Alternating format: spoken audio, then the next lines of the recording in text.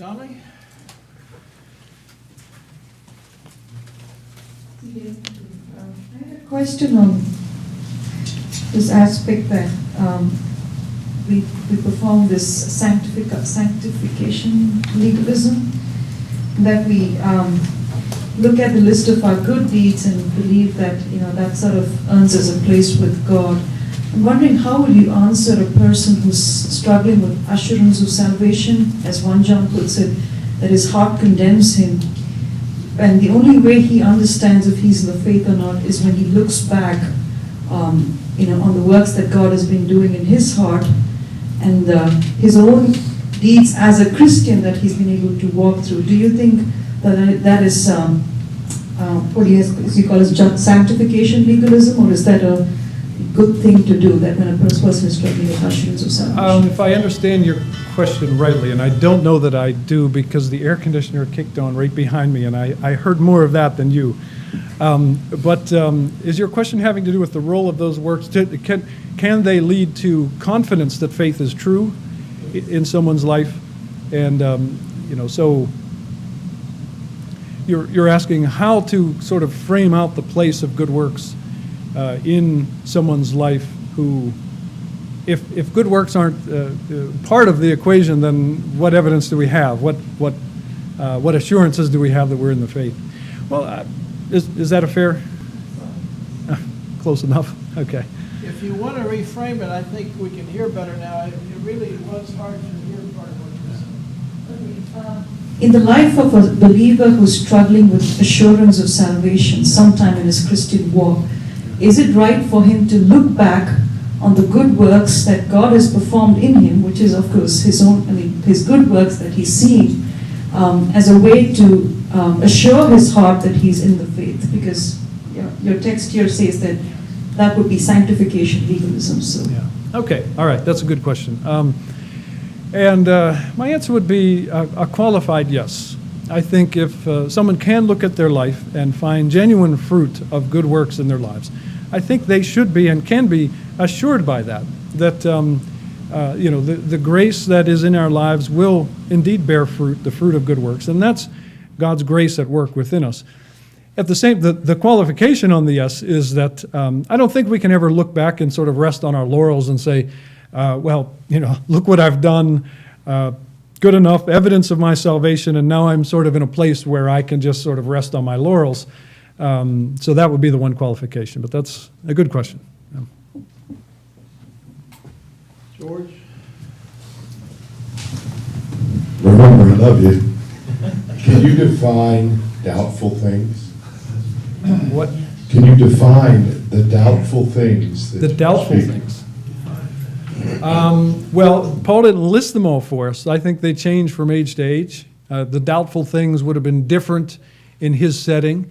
And I think some of the things maybe he had in mind were folks who had grown up, say, observing the kosher laws or observing some of the Old Testament feast days. And suddenly, we don't do that anymore. Well, that would be hard on the consciences of some of those believers who grew up in Jewish, faithful Jewish sort of homes.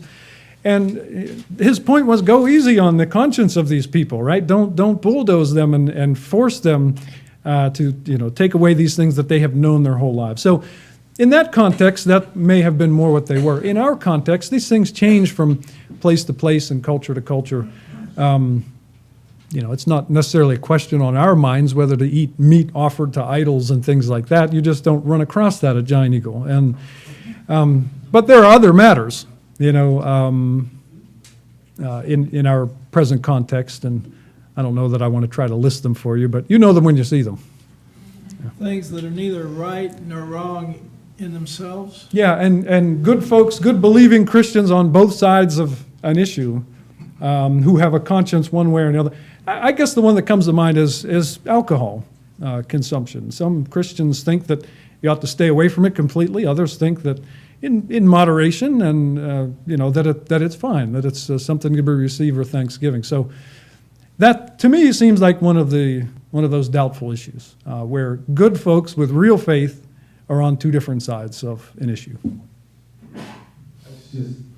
The doubtful things reminded me of that old saying about in the essentials unity, in the non-essentials liberty, and all things charity. The only problem is we can never decide what's essential, what's non-essential, and we're never very charitable about that problem. So I just wondered if you had any advice on that. That was good enough. Thank you. Any other questions?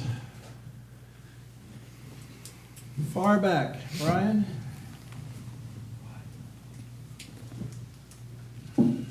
Yeah, the previous question sort of raised a question in my mind.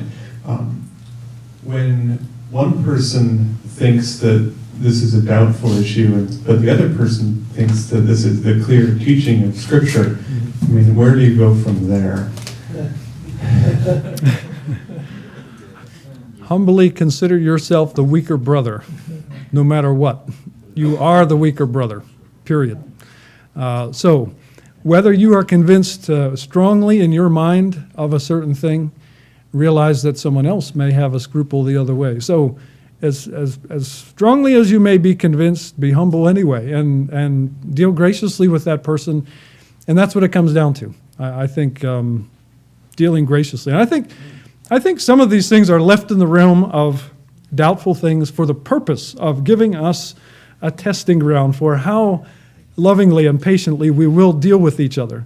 I mean, of course, the Lord in His Word could make everything clear. I mean, the apostle could have done that as well, but he didn't. He chose to give us a certain playing field in which we would be tested on how gracious we would be according to these different convictions. So I think that's the greater test, not whether or not you eat this meat or drink that or observe that day. That's one thing, but how you deal with your brother. Let me give you an Old Testament comparison that pops into mind, and I know we're out of time, but there's an Old Testament law that says, when you find your enemy's ox wandering down the road and it falls into a pit, don't just leave it there, take it back to him. It's not a law about oxen. It's a law about being kind to your enemy, right? It's the same thing with these doubtful things laws. These aren't, the matters of what to eat and what to drink, that's a side issue. What really matters is how I deal with you, how you deal with me, how we grow in grace together, dealing patiently with each other. That's what all these issues are really about. So if it's better to just not drink that and not eat that for the sake of your brother, then don't do that. Because it's your brother that matters, right? And so that's the comparison I'd make. So no matter how convinced you are, you're still the weaker brother. Still be humble. Anyway. Great. Okay. Any last question? Thank you, CJ.